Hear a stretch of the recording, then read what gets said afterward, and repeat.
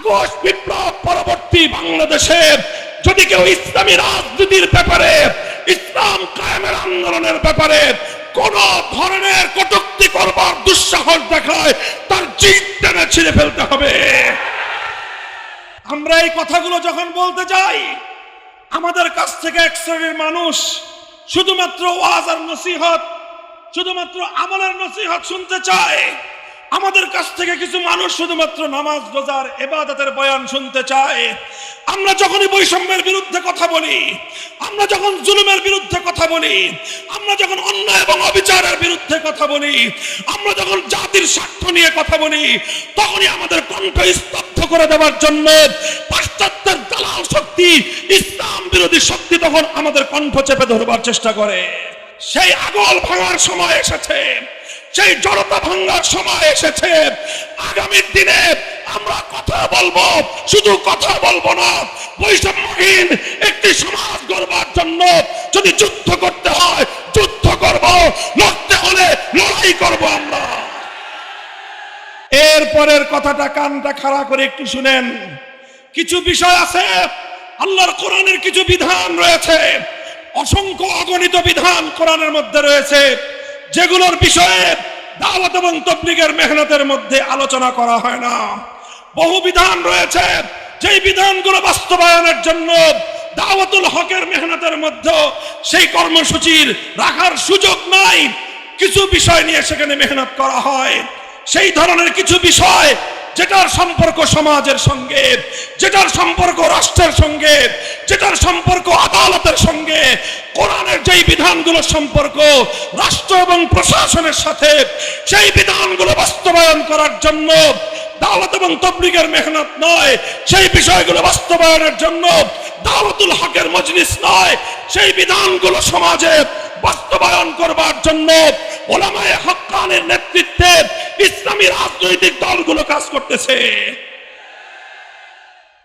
কাজেই তালিমে হিকমতের জন্য যেভাবে দাওয়াত এবং তাবলীগের মেহনত চলবে, তালিমে হিকমতের জন্য মজলিসে দাওয়াতুল হকের কাজ চলবে, একইভাবে উলামায়ে কেরামকে কথা বুঝতে হবে। কোরআনের অসংখ্য বিধান বাস্তবায়নের জন্য সিয়াসতে ইসলামিয়া, সিয়াসতে শরঈয়া, আল্লাহর জমিনে আল্লাহর কোরআনের রাজনীতি পরিচালনা করা উম্মতের অপরিহার্য ফরিজা এবং জিম্মাদারি।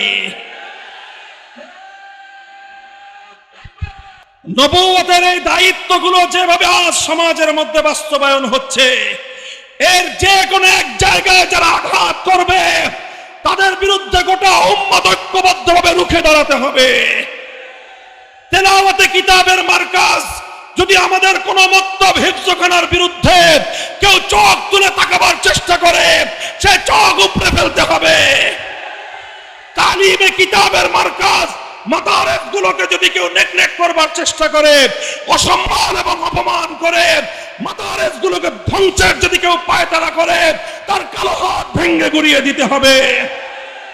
একইভাবে দাওয়াত এবং তাবলীগের মেহনতকে ধ্বংস করবার জন্য আন্তর্জাতিক ইহুদিবাদী এবং হিন্দুত্ববাদী চক্রান্তকে রুখে দেওয়ার জন্য যা করতে হয় আলেম সমাজ তাই করবে, তাই করবে। একই পেগাম দিয়ে যাই মক্তব মাদ্রাসা এমনি ভাবে তাবলীগের মেহনতকে হেফাজত করার জন্য যেভাবে উলামায়ে উম্মত এবং মুসলিম জাতিকে সোচ্চার এবং সজাগ থাকতে হবে, একইভাবে যারা আল্লাহর জমিন থেকে ইসলাম কায়েমের রাজনীতি বন্ধ করতে চায়, আল্লাহর দ্বীন বাস্তবায়ন করার, ইসলামী হুকুমত কায়েমের, ইসলামী রাজনীতির কণ্ঠ যারা রোধ করতে চায়, তাদের বিরুদ্ধে অল আউট অ্যাকশনে নামতে হবে, অল আউট অ্যাকশনে নামতে হবে। এই কথা খুব ভালো করে মনে রাখবেন। বিগত ফ্যাসিবাদী স্বৈরাচারী সরকার, স্বৈরাচারী যুগের নব্য ফেরাউন, ভিনদেশী ক্রীড়নক, ভারতের কৃতদাসী, এই আওয়ামী দুঃশাসনের সবচেয়ে বড় অন্যায়, সবচেয়ে বড় জুলুম যেটা ছিল সেটা হলো এই, তারা কোরআন সুন্নাহ বিরোধী কোন আইন তৈরি না করবার প্রতিশ্রুতি দিয়ে মদিনা সনদ অনুযায়ী রাষ্ট্র পরিচালনা করবার অঙ্গীকার করে পর বারবার তারা আল কোরআনের রাজনীতি বন্ধ করবার পায়ে তারা চালিয়েছে। যারা ইসলামী সমাজ ব্যবস্থার কথা বলে, যারা ইসলামী রাজনীতির কথা বলে, তাদের টুটি চেপে ধরবার চেষ্টা করেছে। ফ্যাসিবাদের বিরুদ্ধে যারা লড়াই করেছে, সর্বাগ্রে রক্ত যারা দিয়েছে, তারা হলো হেফাজতে ইসলামের শাপলা চত্বরের বীর শহীদানরা। এই ফ্যাসিবাদের বিরুদ্ধে দ্বিতীয়ত যারা রক্ত দিয়েছে, তারা 2021 সালে মোদী বিরোধী আন্দোলনে হেফাজতে ইসলামের নেতৃবৃন্দ কর্মীরা। তৃতীয়ত যারা রক্ত দিয়েছে, তারা জুলাই আগস্টের 2000 বিপ্লবীরা। কাজেই মনে রাখতে হবে, শাহাদাতের যে রক্তের নজরানা আল্লাহর জমিনে দেওয়া হয়েছে, তার সবচেয়ে বেশি রক্ত গিয়েছে দেশে ইসলামপন্থীদের, সবচেয়ে বেশি রক্ত দিয়েছে আল্লাহর নবীর সৈনিকেরা, সবচেয়ে বেশি রক্ত দিয়েছে মাদ্রাসার ছাত্র শিক্ষকেরা। সুতরাং এই আগস্ট বিপ্লব পরবর্তী বাংলাদেশে যদি কেউ ইসলামী রাজনীতির ব্যাপারে, ইসলাম কায়েমের আন্দোলনের ব্যাপারে কোন ধরনের কটূক্তি করবার দুঃসাহস দেখায়, তার জিদ টেনে ছিঁড়ে ফেলতে হবে।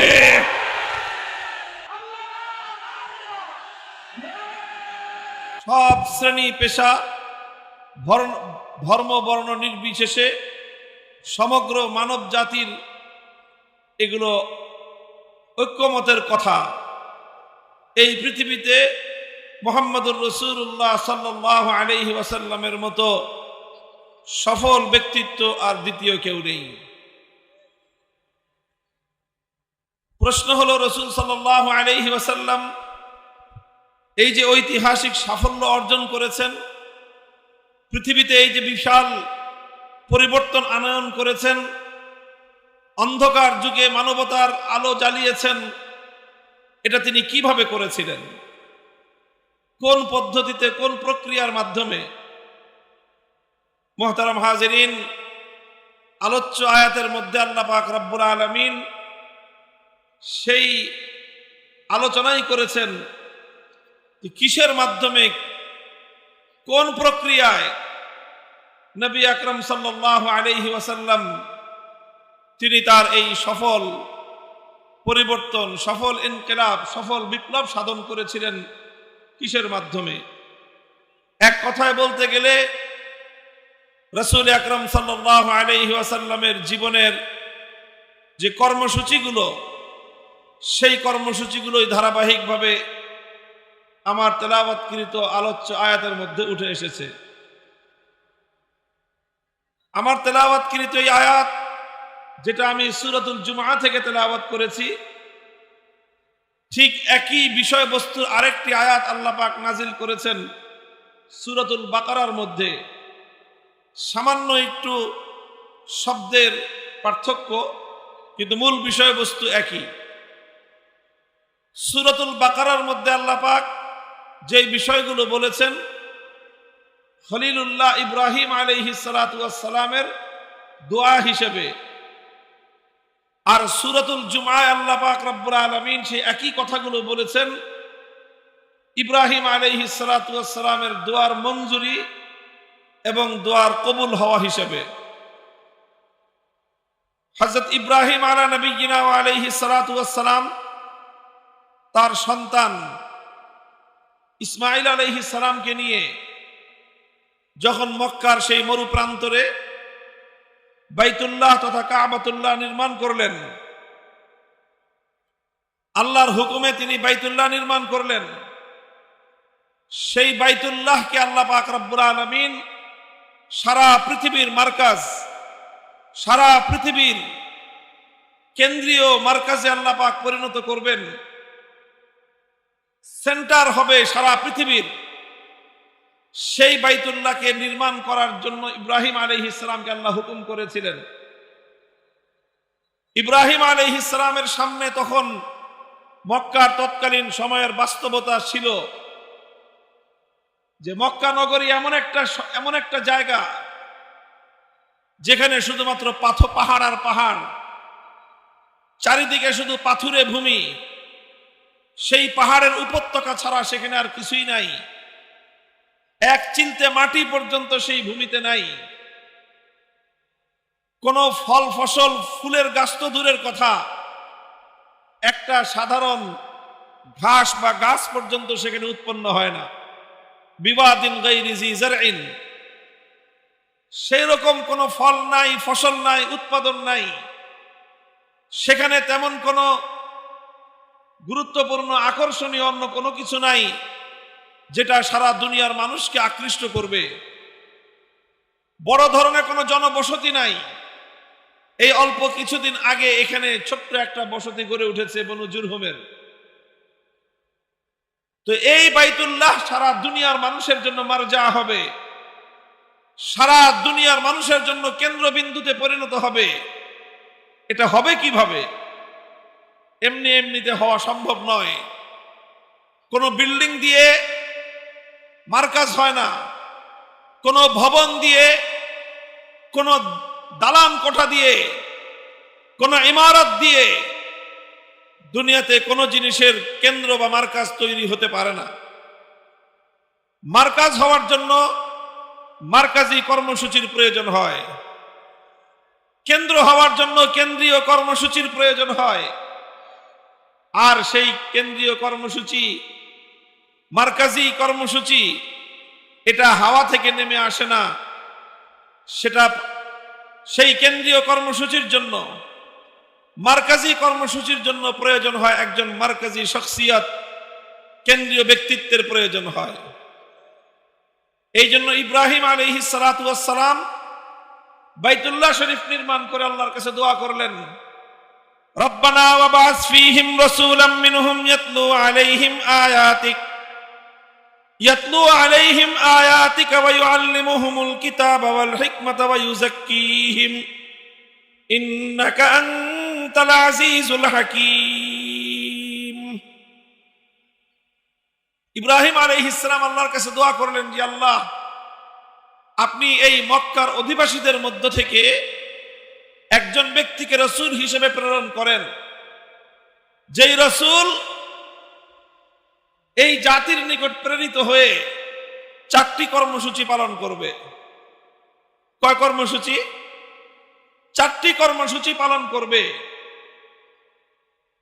এই 4 কর্মসূচির মাধ্যমেই ইব্রাহিম আলাইহিস সালাতু ওয়াস সালাম আশাবাদ ব্যক্ত করেছিলেন যে এই 4 কর্মসূচির মাধ্যমে সর্বপ্রথম আল্লাহর ঘর বাইতুল্লাহ আবাদ হবে, মক্কা নগরী আবাদ হবে, জাজিরাতুল আরব আবাদ হবে, আরব ভূখণ্ড আলোকিত হবে। আর তারপর সেই আলো আটলান্টিক মহাসমুদ্রের প্রান্ত থেকে আফ্রিকার মহাজঙ্গল পর্যন্ত বিস্তৃত হবে। সারা দুনিয়া সে আলোয় আলোয় উদ্ভাসিত হয়ে উঠবে। বিস্ময়কর বিষয় হলো, ইব্রাহিম আলাইহিস সালাম একজন রাসূলের আগমনের দোয়া করলেন, একজন রাসূল প্রেরণ করবার দরখাস্ত করলেন আল্লাহর নিকট, যেই রাসূলের কর্মসূচি হবে 4 দফা কর্মসূচি।